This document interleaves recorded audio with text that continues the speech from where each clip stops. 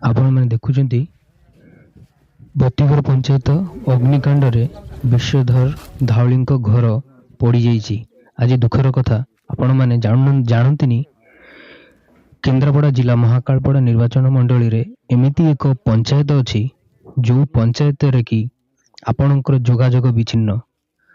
ନଦୀ ଅଛି, ନଦୀ ପାଇଁ ବହୁତ ପ୍ରତିଶ୍ରୁତି ଦିଆଯାଇଛି, ବନ୍ଧ ହବ, ପୋଲ ହବ, ହେଲେ ଆଜକୁ 77 ବର୍ଷ ଭାରତ ସ୍ୱାଧୀନତା ହେଇଛି, ଆଜି ଯାଏଁ ଏ ଅଞ୍ଚଳକୁ ପୋଲ ହେଇପାରିନି।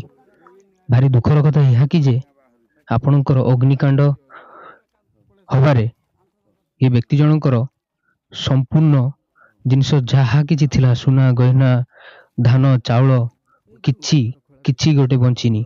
ତ ଅଗ୍ନିକାଣ୍ଡରେ ଦମକଳ ଆସିଥିଲେ ମଧ୍ୟ ପୋଲ ନଥିବା ଯୋଗୁଁ ଦମକଳ ଠିକ୍ ଜାଗା ମୁଣ୍ଡରେ ପହଞ୍ଚି ପାରିନି।